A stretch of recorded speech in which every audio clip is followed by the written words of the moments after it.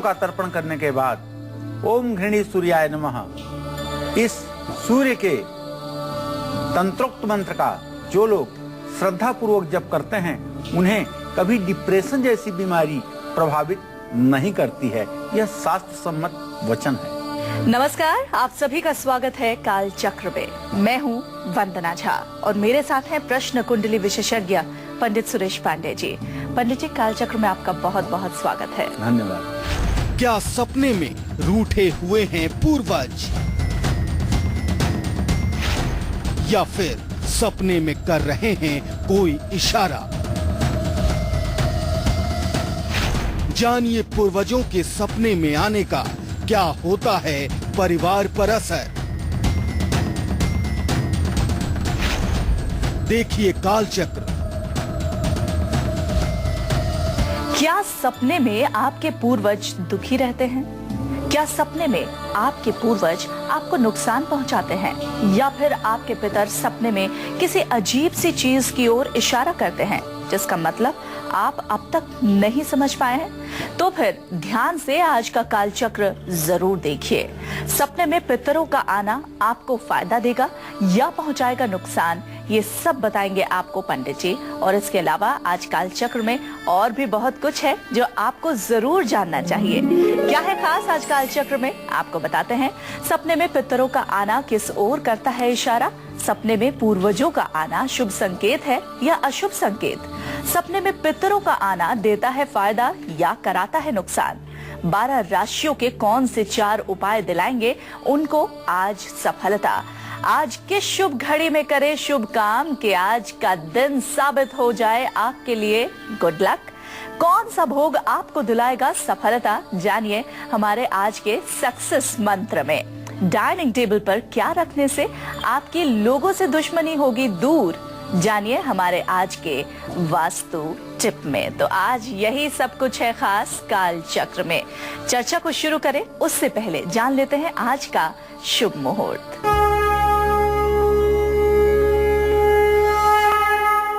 14 सितंबर 2014 दिन रविवार। आज आश्विन कृष्ण पक्ष की षष्ठी तिथि है। रात 10:39 तक। कृतिका नक्षत्र रात 12:14 तक और राहु काल शाम 4:30 बजे से 6 बजे तक। भद्रा काल रात 10:39 से शुरू हो जाएगा। आज षष्ठी का श्राद्ध है। जिन लोगों के पिता माता छठ तिथि को शरीर त्यागे हैं उन लोगों को आज श्राद्ध अवश्य करना चाहिए। पिंडदान तर्पण जरूर करना चाहिए। चंद्रमा का उदय आज रात 10:07 पर होगा। आज चंद्र षष्ठी व्रत भी है। आज वाहन खरीदने बेचने का और कारोबार शुरू करने का भी शुभ मुहूर्त है। परिवार के किसी सदस्य की मृत्यु से पहले कोई इच्छा अधूरी रह गई हो, या वो व्यक्ति सपने में आकर किसी और इशारा कर रहा हो, तो ऐसे में पितरों की आत्मा की शांति के लिए क्या करें उपाय, जानते हैं पंडित जी से। पंडित जी, ऐसे जब कुछ ऐसी समस्या सामने आ रही हो, सपने में पितर आ रहे हो, तो उनकी शांति के लिए क्या उपाय करने चाहिए? देखिए, सभी दर्शकों को एक आश्चर्यजनक लेकिन परम सत्य बात बताने जा रहा हूँ। वो बात ये है कि जब ये पितृपक्ष के समय शुरू होते हैं, महालया जिसको कहते हैं, नवरात्र से 15 दिन पहले के जो समय होते हैं जिसको हम पितर पक्ष कहते हैं, इस पितर पक्ष में यदि आपका कोई पितर, आपका कोई पूर्वज किसी प्रेत योनि में भटक रहा है तो निश्चित रूप से उससे संबंधित स्वप्न आपको जरूर आता है। आखिरकार यह स्वप्न पितृपक्ष में ही क्यों आता है, या पितृपक्ष शुरू होने के 2-4 दिन पहले ही क्यों आता है? ये जरा सा आप ध्यान दे करके अपने जीवन के बारे में सोचें तो आपको लगेगा कि इस बात में कितनी सच्चाई है कि पूरे साल के समय तो ये स्वप्न आपको आते नहीं हैं। पितर पक्ष शुरू होने के पहले ये स्वप्न आते हैं या पितर पक्ष में ये स्वप्न आते हैं। और स्वप्न में आप अपने पितरों को, अपने पूर्वज को सुखी और दुखी, क्रोध और प्रसन्नता की मुद्रा में देख पाते हैं। तो आज इसी विषय पर हमारी चर्चा केंद्रित है कि अगर कोई व्यक्ति मरने से पहले उसकी इच्छा अधूरी रह गई है और आपके परिवार का ही कोई मृत व्यक्ति आपके सपने में आकर के आपसे किसी चीज की ओर इशारा करता है, तो ऐसे में उस व्यक्ति की आत्मा की शांति के लिए आप पिंडदान, तर्पण और दान जरूर कीजिए। अगर यह कहीं गंगा जी के किनारे किया जाए तो सर्वोत्तम होगा। रामायण, श्रीमद् भागवत गीता या विष्णु सहस्त्रनाम का पाठ करने से भी पितृपक्ष में उस आत्मा को शांति मिलेगी। गरीब बच्चों को मिठाई खिलाने से भी पितरों को संतुष्टि मिलती है और पितर प्रसन्न हों, इसके लिए पितृपक्ष में नित्य जल से तर्पण जरूर करना चाहिए।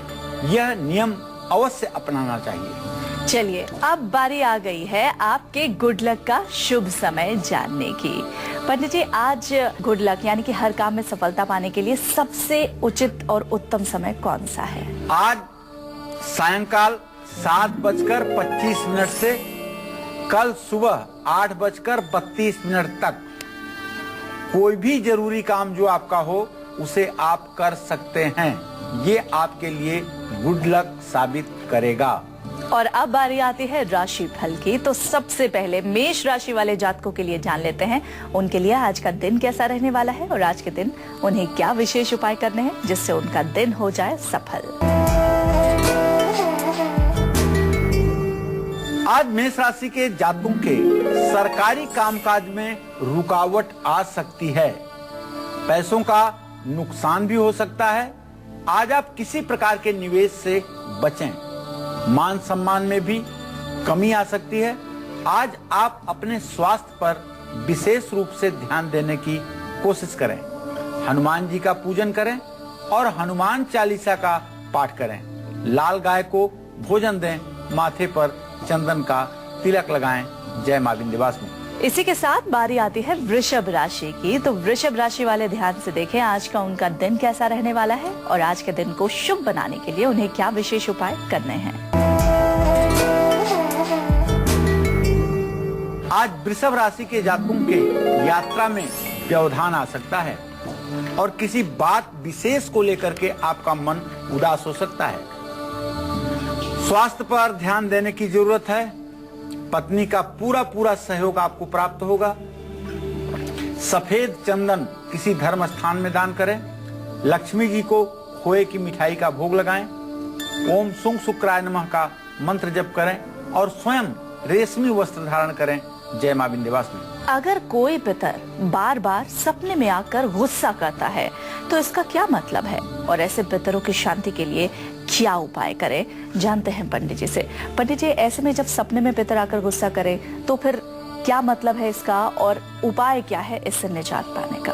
परिवार का कोई मृत व्यक्ति अगर बार बार सपने में आकर के और आपके ऊपर गुस्सा कर रहा है, इसका मतलब है कि वो आत्मा आपसे कुछ चाहती है।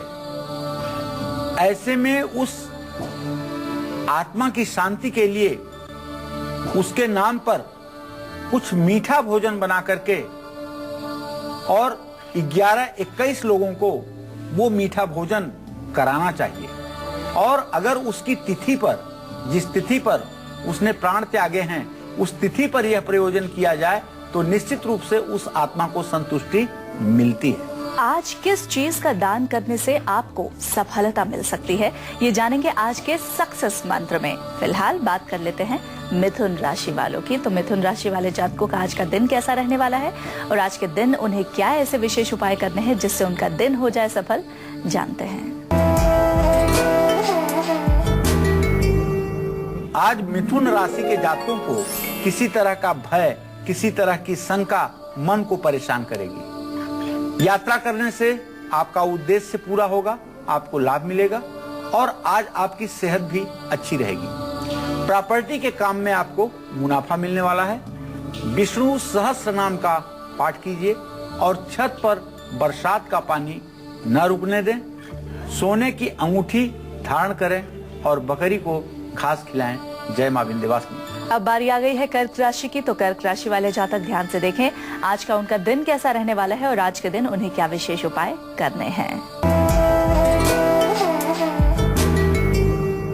आज कर्क राशि के जातकों को धन का बड़ा लाभ होगा। हर काम में आपको सफलता मिलेगी और वैवाहिक जीवन भी आपका खुशहाल रहेगा।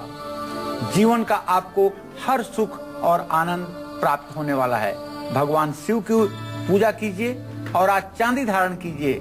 बजने वाले शंख का दान किसी कर्मकांडी ब्राह्मण को कीजिए और घर में सफेद फूल रखिए, इससे आपका भाग्योदय होगा। जय मां विंध्यवासिनी। अगर आपके कोई पितर सपने में आकर आपको नुकसान पहुंचा रहे हैं तो ये किस बात का संकेत है और ऐसे पितरों की शांति के लिए क्या उपाय करने हैं, जानते हैं पंडित जी से।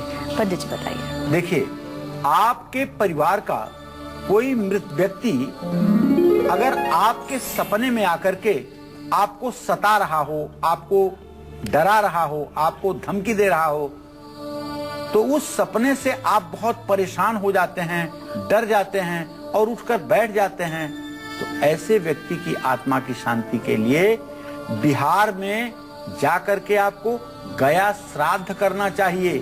विधिवत गया श्राद्ध करना चाहिए और वो भी इस पितर पक्ष के समय में जो गया श्राद्ध किया जाता है वह बहुत ज्यादा लाभकारी होता है।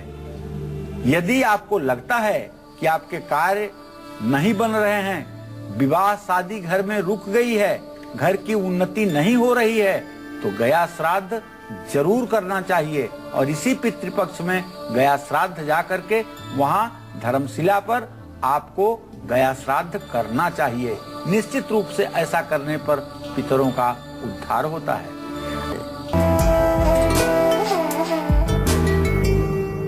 आज सिंह राशि के जातकों को पैसों का नुकसान हो सकता है।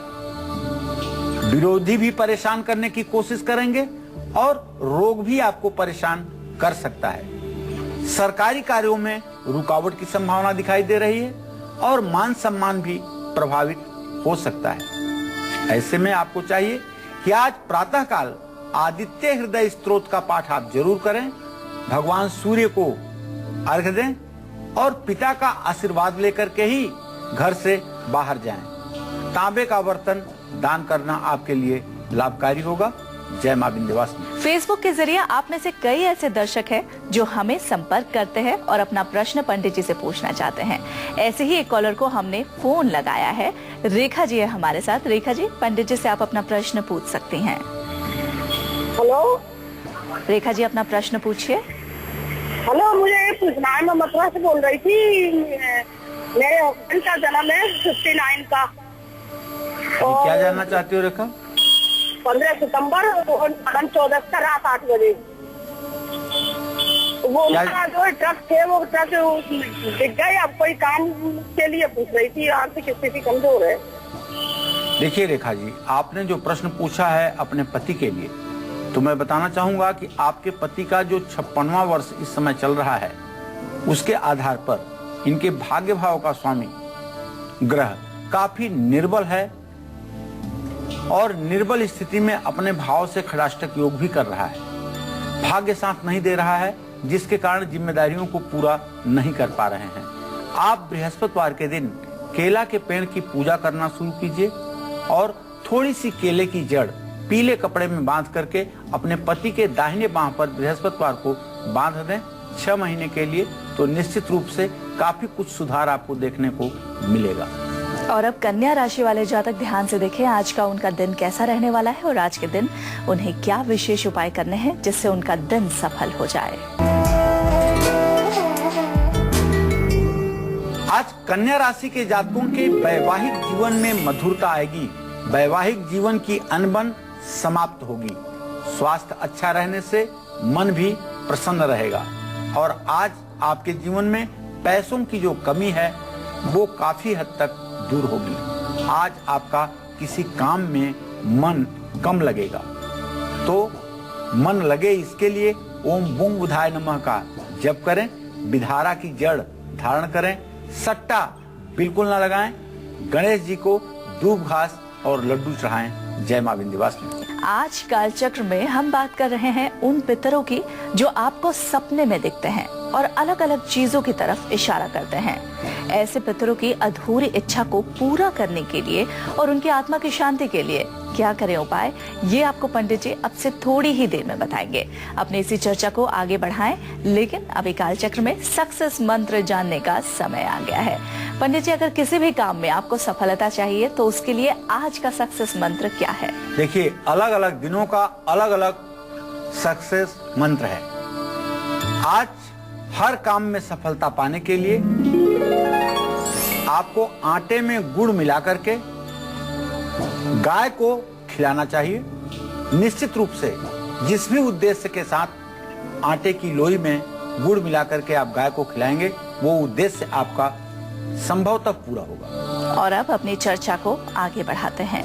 परिवार की कोई सुहागिन मृत महिला सपने में आए तो इसका क्या मतलब है और ऐसे पितरों की शांति के लिए क्या करे उपाय?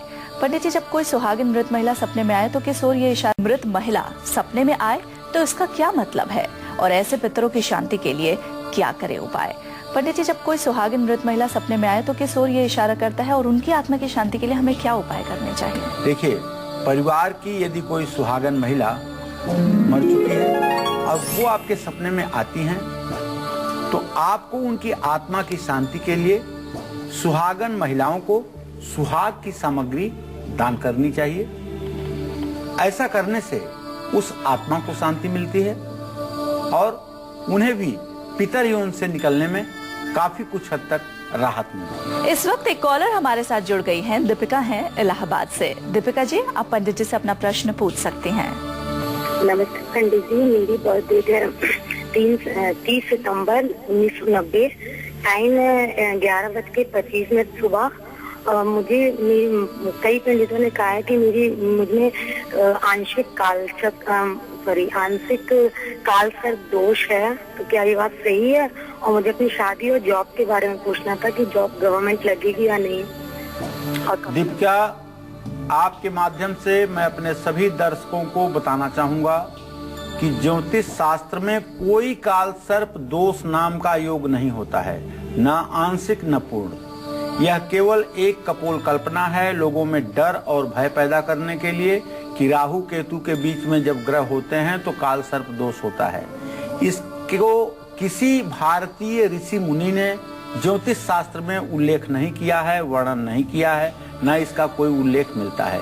इसलिए आप कालसर्प योग के डर से बिल्कुल ना डरें, यह योग बिल्कुल कुछ भी नहीं होता है।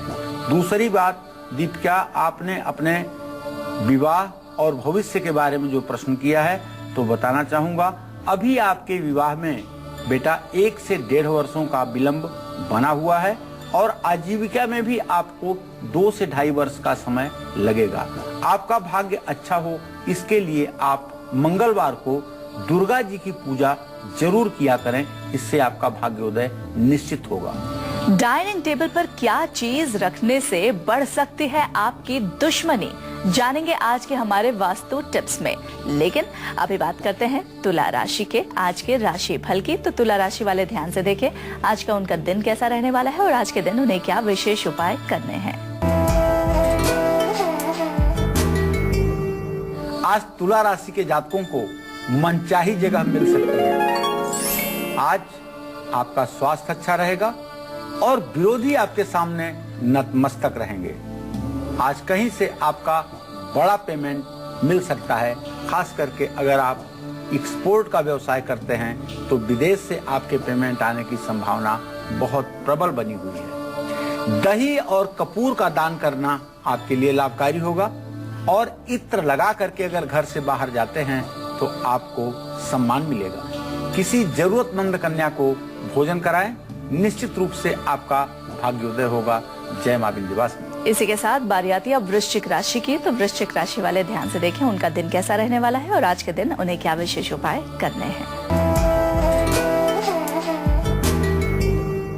आज वृश्चिक राशि के जातकों को मनचाही जगह नहीं मिल पाएगी। परिवार में क्लेश बढ़ सकता है, पारिवारिक जनों में मतभेद उत्पन्न हो सकता है और थोड़ी सी पैसों की कमी भी महसूस होगी। 7.5 का प्रभाव जो है, विरोधी आपको परेशान करने की पुरजोर कोशिश करेंगे, लेकिन आप सुंदरकांड का पाठ जरूर करिए और हनुमान जी को सिंदूर का चोला भी चढ़ाइए। जल में लाल चंदन मिलाकर के स्वयं स्नान कीजिए और लाल कपड़े का भी दान कीजिए। इससे आपकी सारी परेशानियां समाप्त होंगी। जय मां विंध्यवासिनी। धनु राशि वाले जातकों का आज का दिन कैसा रहने वाला है और आज के दिन उन्हें क्या विशेष उपाय करने हैं जिससे आज उन्हें हर तरफ सफलता मिले, जानते हैं। आज धनु राशि के जातकों को लगातार यात्रा करनी पड़ सकती है। आज अपनी सेहत पर आपको ध्यान देना चाहिए और जरूरी कामों में भी आपके मुश्किलें पैदा हो सकती हैं और धन के नुकसान का भी ग्रह गोचर संकेत दे रहे हैं। इसलिए कम से कम 108 बार ओम केशवाय नमः का जप कर लीजिए और पीले फलों का दान करिए। भगवान श्री हरि विष्णु की पूजा कीजिए और धार्मिक पुस्तकों को दान कीजिए और धार्मिक पुस्तकों का स्वयं अध्ययन कीजिए। जय मां विंध्यवासिनी। एक कॉलर इस वक्त हमारे साथ जुड़ गई हैं, रंभा रायगढ़ से। रंभा जी, पंडित जी से आप अपना प्रश्न पूछ सकती हैं। हेलो जी रंभा जी, अपना प्रश्न पूछिए। मैम, आज से 4 दिन पहले जो बताया था ना पितृपक्ष के बारे में कि किसके यहाँ कैसी मृत्यु हुई हो, तो उसमें आपने एक चीज और बताया था कि जिसके यहाँ पानी में अगर किसी की मृत्यु हो जाती है तो उनको चुनरी चढ़ानी चाहिए। तो वो चुनरी कब चढ़ानी चाहिए, कौन से दिन चढ़ाना चाहिए? ऐसा है बेटा, जिस तिथि के दिन उनकी मृत्यु हुई हो उसी तिथि में चुनरी नारियल के साथ किसी देवी मंदिर में चढ़ानी चाहिए। रंभा ने हमें प्रश्न किया है और ऐसे ही कई ऐसे तमाम दर्शक होंगे जो ये जानना चाहते होंगे कि पितृपक्ष में जो उपाय पंडित जी उन्हें बताते हैं उन्हें किस तिथि में करना चाहिए। पंडित जी, उन सभी दर्शकों के लिए बताइए किस स्थिति में आपके बताए वो उपाय करें जिससे उन्हें ज्यादा से ज्यादा लाभ मिले और पितरों की आत्मा को शांति जल्द से जल्द मिले। देखिए, आपके माता पिता जिस तिथि में शरीर का त्याग किए हैं उसी तिथि में ये सारे उपाय करने गुणात्मक परिवर्तन देते हैं और लाभ की स्थिति बनती है और पितरों की मुक्ति के लिए एक प्रयास जो आपका है उसमें सफलता मिलती है। हर समय ध्यान रखें कि पितरों के मृत्यु तिथि को ही उपाय का दिन बनाएं। ये सभी दर्शकों को बताना चाहूंगा। और यदि संयोगवश किसी की मृत्यु ऐसी अवस्था में हुई हो जिसकी तिथि का ज्ञान न हो और मृत्यु के 2-4 दिन बाद किसी तरह से उसके मृत्यु की जानकारी मिली हो या मृत्यु समय संदेहास्पद हो, तो ऐसे में पितृ विसर्जन के दिन, जिस दिन अमावस्या होती है, पितरों का विसर्जन किया जाता है, उस दिन उसके लिए उपाय करना सब प्रकार के पितरों को शांति प्रदान करता है, इसमें कोई संदेह नहीं। और अब अपनी चर्चा को आगे बढ़ाते हैं। क्या सपने में किसी पितर का खुश होना किसी खुशी की तरफ इशारा करता है? कहीं आपके घर कोई खुशखबरी तो नहीं आने वाली? क्या है ये संकेत, जानते हैं पंडित जी से। पंडित जी, इसका क्या संकेत है? देखिए, सपने में कोई मृत व्यक्ति अगर बहुत प्रसन्न दिखे तो समझ लेना चाहिए कि उनका मन बेहद संतुष्ट है। कभी कभी पूर्वजों का सपने में दिखाई देना घर में किसी नए आगंतुक मेहमान के आने का संकेत भी देता है।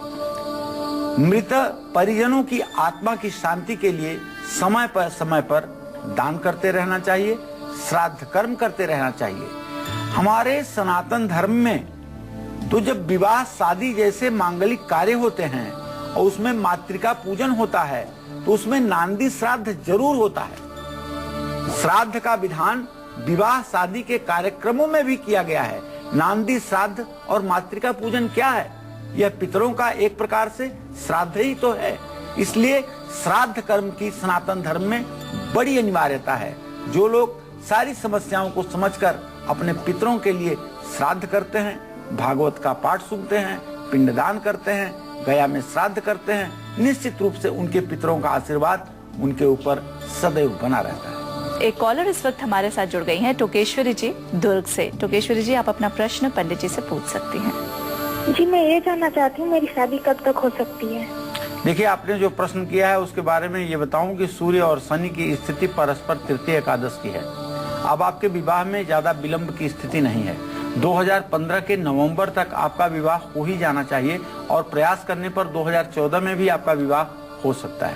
कालचक्र में अब वक्त आ गया है आज के वास्तु टिप्स को जानने का। डाइनिंग टेबल पर रखी चीज बढ़ा सकती है आपके लोगों से दुश्मनी और पहुंचा सकती है नुकसान। जानते हैं कौन सी है वो चीज? पंडित जी, ऐसी कौन सी चीज है जो डाइनिंग टेबल पर अगर आप रखते हैं तो लोगों से आपकी दुश्मनी को बढ़ा सकती है? देखिए, सच बात तो ये है, घर और बाहर के विरोधियों से यदि आपको बचना है तो डाइनिंग टेबल पर कभी भी अचार की शीशी, चाकू या कटलरी सेट कदापि न रखें। अगर आप अपने डाइनिंग टेबल पर अचार की शीशी रखते हैं या चाकू रखते हैं या कटलरी का सेट रखते हैं तो निश्चित रूप से मानिए कि आपके घर में भी कलह का वातावरण होगा और बाहर से भी आपकी दुश्मनी बढ़ेगी। तो डाइनिंग टेबल पर अगर ये सारे सामान आपके रखे हुए हैं तो आज ही अभी हटाने की कोशिश कीजिए। पंडित जी, ऐसा भी देखा गया है कि डाइनिंग टेबल पर कई लोग केचप या टोमेटो सॉस या सॉसेस की शीशियां रखते हैं। क्या उन्हें भी रखना ठीक रहेगा या उन्हें भी नहीं रखना चाहिए? देखिए, जो तिखट हो और जिसमें तेल की मात्रा हो ऐसी चीजें तो नहीं रखनी चाहिए। ऐसी शास्त्रों की मान्यता है। यहाँ अचार कहने का तात्पर्य है तेल और मसाले के मिश्रण से। एक और कॉलर इस वक्त हमारे साथ जुड़ गए हैं। अमित हैं राजस्थान से। अमित जी, पंडित जी से आप अपना प्रश्न पूछ सकते हैं। पंडित जी प्रणाम जी। हाँ, सदा सुखी रहिए। मेरी बच्ची का नाम सुमन है जी।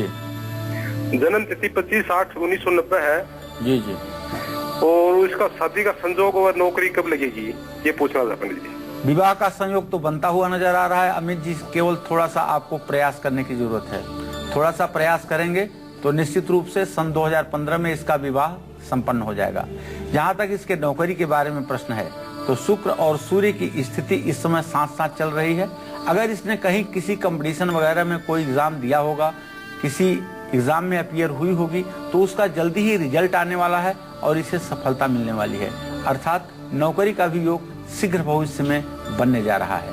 इसको चाहिए कि कार्तिक के महीने में नित्य प्रातः काल सूर्योदय के समय उठ करके सूर्य को अर्घ्य दें और ओम घृणी सूर्याय नमः का मंत्र जप करें, जिससे आजीवन इनका भाग्य अच्छा रहे। और अब बारी आ गई है मकर राशि की। तो मकर राशि के जातक ध्यान से देखें आज का उनका दिन कैसा रहने वाला है और आज के दिन उन्हें क्या ऐसे उपाय करने हैं जिससे उनका दिन सफल हो जाए। आज मकर राशि के जातकों का भाइयों से मनमुटाव हो सकता है। आज मकर राशि के जातकों को मैं सुझाव देना चाहूंगा कि अपने वाणी पर आप नियंत्रण रखें। सोच समझ करके आज कुछ आप बोलें। पैसों के नुकसान की संभावना बनी हुई है, इसलिए आज अपने धन संपत्ति के रख रखाव में लापरवाही ना करें और आज काम का बोझ भी आपके ऊपर ज्यादा रहेगा। तो महामृत्युंजय मंत्र का जप करें और भैरव मंदिर में जाकर के आज दर्शन जरूर करें। काले तिल से हवन करना लाभकारी होगा और दाहिने हाथ में अष्ट धातु का कड़ा पहनना भी आपके लिए लाभकारी होगा। जय मां विंध्यवासिनी। एक कॉलर इस वक्त हमारे साथ जुड़ गई हैं। भारती हैं अहमदाबाद से। भारती जी, आप अपना प्रश्न पंडित जी से पूछ सकती हैं। हेलो जी भारती जी, अपना सवाल पूछिए। पंडित जी नमस्कार। हाँ नमस्कार। पंडित जी, मेरे पेट में दर्द रहता है, कितनी दवाइयाँ की मटता ही नहीं है। चलिए भारती जी, मैं आपको बताना चाहूंगा कि आपने जो प्रश्न किया है तो इस प्रश्न लग्न का स्वामी बृहस्पति अपने भाव से खड़ाष्टक योग बना रहा है और छठे भाव का स्वामी शुक्र सूर्य के साथ है। उदर विकार आपको जरूर है, इसमें कोई दो राय नहीं है।